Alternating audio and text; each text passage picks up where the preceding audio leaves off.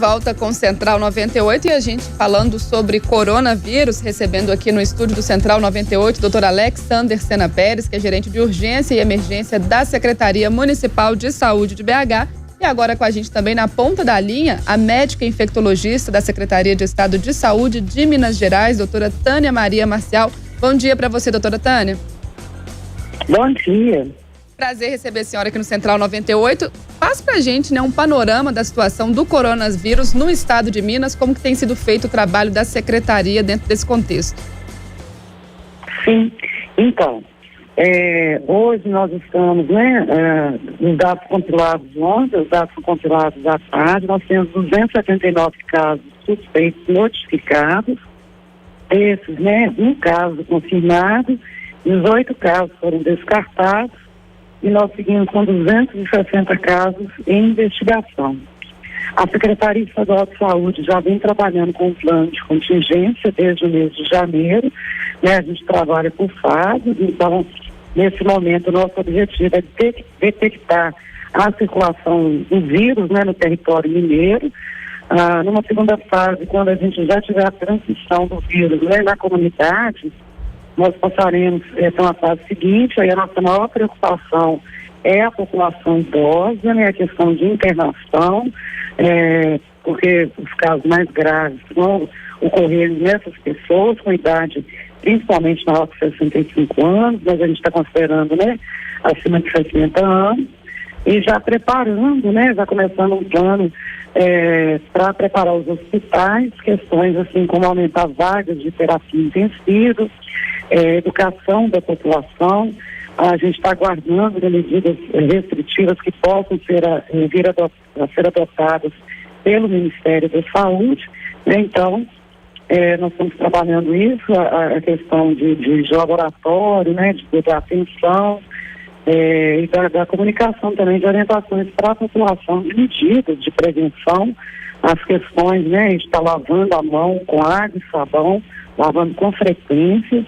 Se não for possível, lavar as mãos, e se for possível, utilizar álcool gel, aí com a formulação acima de 70%, também evitar aglomerados, evitar nesse momento fazer festas com muitas pessoas, frequentar locais com multidões, ficar afastados também de pessoas que estão com sintomas respiratórios, sintomas gripais, como febre, tosse, dor de garganta, pessoas que estão espirrando. Então, são todas medidas que a gente está visando, conter a disseminação do vírus no nosso território, mas a gente sabe, que essas medidas por si só não são suficientes, por isso também a gente prepara para estar fazendo uma assistência, das pessoas, principalmente daquelas pessoas que apresentarem os quadros graves da doença. Tânia, eu perguntei para o Alexander, que está aqui conosco no estúdio, que é o gerente de urgência e emergência da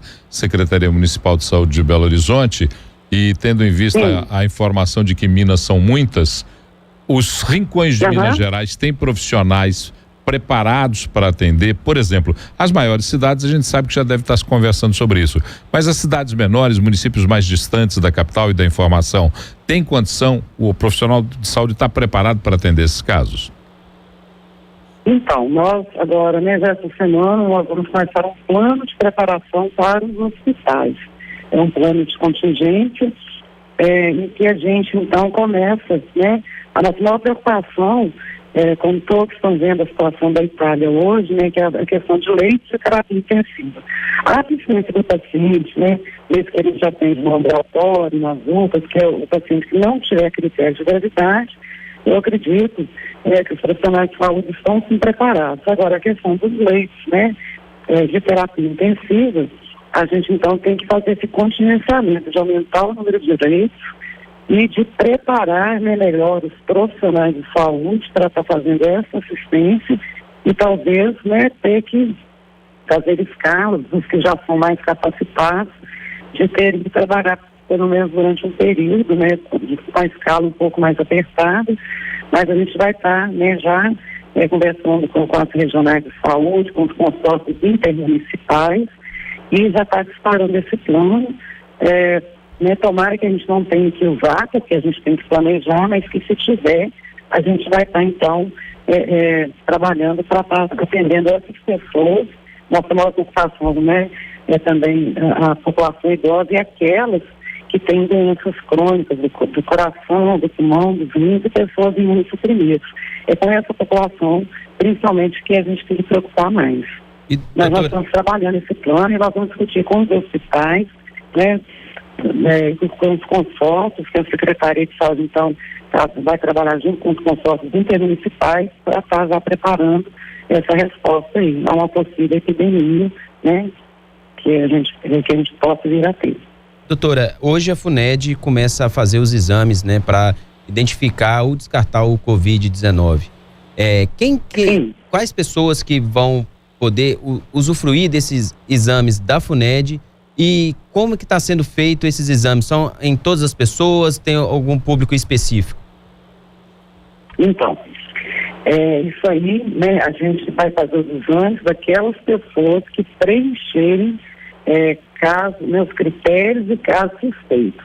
Que hoje, agora, porque esses critérios, o Ministério da Saúde, ele vai mudando, né, a partir do momento que a gente está acompanhando a vacinação do vírus, tanto internacional quanto nacional, são pessoas que apresentem febre, mais um sintoma respiratório, tipo tosse, dor de garganta, né? Essa pessoa, ela preenche os critérios de caso suspeito, mas ela precisa ter o vínculo epidemiológico, ou seja, ela tem que ter vindo de uma região de transmissão nos últimos 14 dias, que de uma forma resumida seriam todos os países da Europa, todos os países da América do Norte e também os da Ásia, né? E também alguns outros países da África. Tem uma tabela do Ministério da Saúde, ela muda diariamente, e para nós que estamos aqui em Minas Gerais também, as pessoas hoje podem proceder das cidades de São Paulo e das cidades de Salvador, que são locais onde a gente já tem transmissão local do vírus. Então, essas pessoas, a gente faz a notificação, coleta o exame, encaminha o exame para a FUNED. Primeiro, a FUNED vai fazer pesquisa de vírus respiratórios da rotina, tipo o vírus da gripe, né? Outros vírus de resfriado. Caso esse exame venha negativo, então esse exame é encaminhado para fazer o teste para o Covid. E também as pessoas que são contato dessas pessoas, as que tiverem o exame positivo para o Covid, ou que ainda tiver, né, em investigação, que seja caso suspeito, também é suspeito. Então, são essas pessoas. A gente não oferece o exame para todas as pessoas que têm febre, estado gripal ou sintomas respiratórios. Isso é nessa fase. Quando a gente detectar que esse vírus já circula na comunidade, que eu já não sei mais quem pegou de quem, eu tenho um grande número de casos, aí a gente passa para uma outra fase, né, que a gente chama então fase de transmissão comunitária. Nessa fase, a gente só vai coletar o exame das pessoas que tiverem critérios de gravidade, daquelas pessoas que se internarem e que tiverem os critérios de gravidade, né? Porque não há hoje no mundo, né, e nem no Brasil, kits disponíveis para testar toda a população. Então, nós trabalhamos com o contingente de kits que nós temos disponíveis para esse momento. A doutora Tânia falando para a gente sobre esse protocolo, né? Essa questão de avaliar o momento em que está a situação do coronavírus para saber que atitude tomar. E a gente também aqui no estúdio com o doutor Alexander, que é gerente de urgência e emergência da Secretaria Municipal de Saúde de BH. E essas secretarias também trabalhando alinhadas justamente para adotar o mesmo padrão, né, doutor Alex? Exatamente. A conversa, como eu disse, é diária. O CIEVS Minas e o CIEVS BH se reúnem diariamente para poder ter o mesmo critério. Inclusive, as nossas notas técnicas que foram publicadas por orientação dos profissionais e da população são baseadas nos critérios definidos junto à Secretaria Estadual de Saúde. A lógica é trabalho integrado, trabalho em rede e a mesma orientação que é feita para o Estado, Belo Horizonte aplica.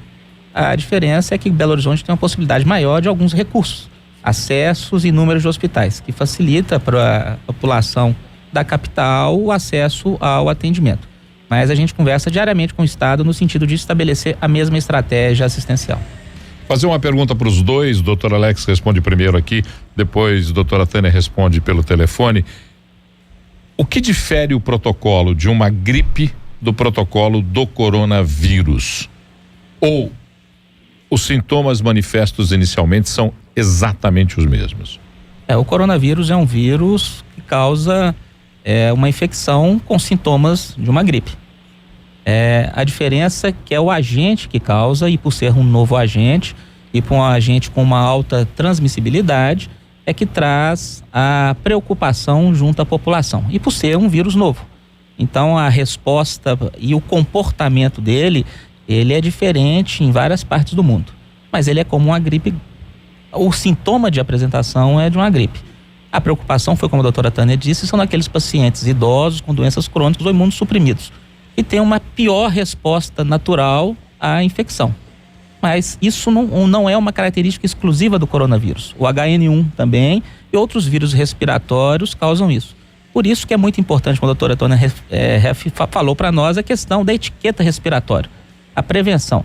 São cuidados que não são para o coronavírus, são cuidados para esse momento de infecções respiratórias que nós vamos entrar.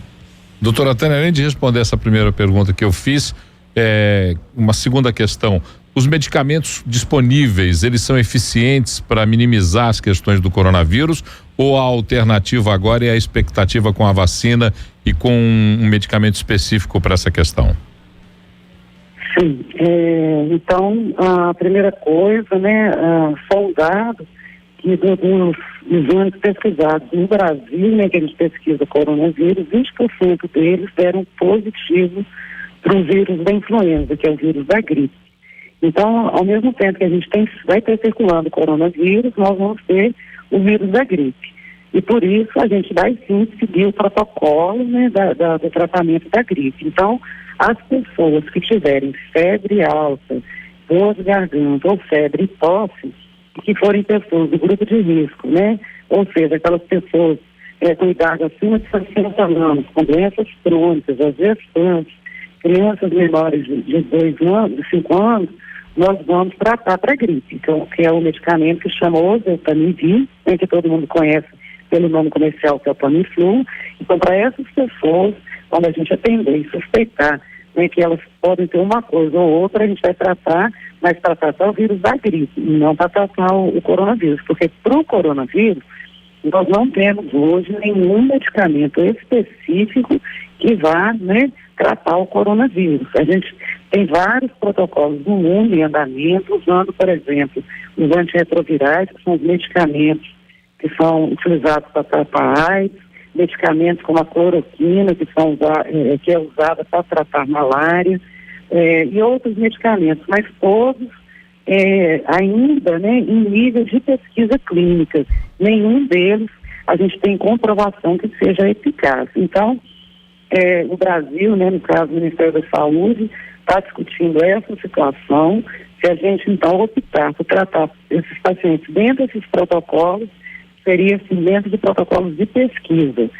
Não, assim, para a gente tratar toda a população, nós não sabemos ainda a resposta.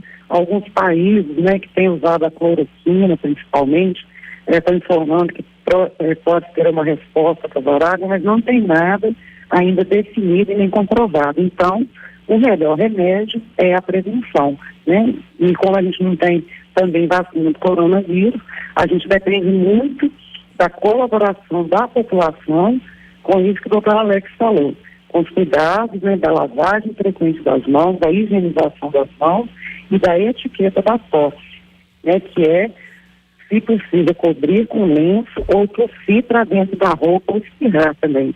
E assim que tossir e que espirrar, lavar as mãos ou, né, se possível, usar o álcool gel.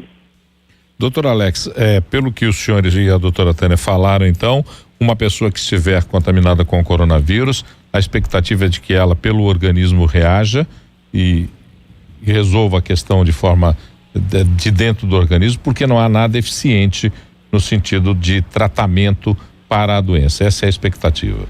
Hoje nós não temos uma indicação de tratamento formal, se tratam as condições clínicas do paciente. Então são tratamentos suportivos e, como eu falei, essa letalidade do vírus, ele está variando de país a país. Em alguns países tiveram uma letalidade maior, mas em média ele não é um vírus de alta letalidade. Reforço que nós hoje temos outras doenças circulantes dentro do país com maior letalidade, o que reforça a importância da população de se manter alerta com outras situações, tais como a dengue. Agora, uma última dúvida é quem pega o coronavírus uma vez, depois de tratado, curado, pode pegar o vírus novamente ou uma vez só? Já se tem essa informação? O Covid-19 é a primeira infecção registrada por ele, né? Então, alguns estudos ainda sobre o comportamento, sobre a capacidade de imunização deles, ainda estão saindo. Parece que sim, mas são situações que, por ser ainda uma epidemia nova, o mundo está aprendendo com essa infecção pelo Covid-19, nós não podemos ainda bater o martelo e ter certeza sobre isso. Muito bem, agradecer aqui demais a presença do Dr. Alexander Sena Pérez, que é gerente de urgência e emergência da Secretaria Municipal de Saúde de BH. Tirou um tempinho aqui para bater um papo com a gente, esclarecer as dúvidas nossas da audiência também. Muito obrigada pela participação, doutor Alex. Eu que agradeço a presença de trazer essas informações para a população, porque o mais importante nesse momento é a informação. A quantidade de informações, fake news que causam alarme na população não fazem bem. Então, ter uma fonte confiável de informação, e aí a gente acha muito importante a iniciativa da 98 de trazer as fontes para poder trazer para a população a real situação da infecção do Covid no estado e na capital dos mineiros. E agradecer também à médica infectologista da Secretaria de Estado de Saúde de Minas Gerais, doutora Tânia Maria Marcial. Muito obrigada pela participação, por esse tempinho para conversar com a gente, doutora Tânia. Eu que agradeço a oportunidade, né, e reforçando aí que o doutor Alex falou, né, a prevenção é o remédio que nós temos disponível, e para as pessoas, então, não ficarem, né, não se desesperarem, mas para ficarem informadas e tomar as medidas. E se cada um fizer a sua parte, né, já a disseminação do vírus vai ser menor e vai ajudar, né, no caso aí da gente estar fazendo as nossas medidas aqui do nosso plano de contingência. Muito obrigada. Muito obrigada, ótimo dia para a senhora. E fica aí então a dica, né, o recado para a população, cada um fazendo a sua parte, não só contra o coronavírus, mas contra todas as doenças aí, contra outras doenças respiratórias, contra a dengue também e tantas outras. Se manter muito bem informado sempre, seguindo aí esses protocolos, que são protocolos básicos, né, de higiene, de cuidado, para que a gente evite, né, a disseminação e a gente evite ter que dar notícias ruins aqui de mortes, por exemplo, causadas por doenças. Fala, Paulo. É lembrar que os protocolos de higiene, os protocolos que são disseminados agora nessa época que a gente fica assustado, eles têm que ser seguidos a vida inteira. Não adianta você só no susto ir lá e lavar a mão com álcool gel. Aumentou a venda de álcool gel nas farmácias porque todo mundo está correndo atrás de álcool gel. Nós deveríamos ter álcool gel em casa, deveríamos ter álcool gel nos locais de trabalho, na bolsa, lavar as mãos frequentemente, ter o protocolo da tosse, tudo isso, as etiquetas da tosse, tudo isso tem que ser hábito normal, do dia a dia. Quando um vírus como esse vem nos assustar, talvez faça mudança de comportamento. É o mal que vem para bem, talvez. Qualquer informação você confere aqui no Central 98, também durante a programação na sua Rádio do Bem. A gente vai para um rápido intervalo e na volta a gente recebe aí o projeto do Aceleradores do Bem de hoje, que está falando sobre NAVE, Núcleo Assistencial Veleiro da Esperança. Você vai conhecer essa história daqui a pouquinho, não sai daí não.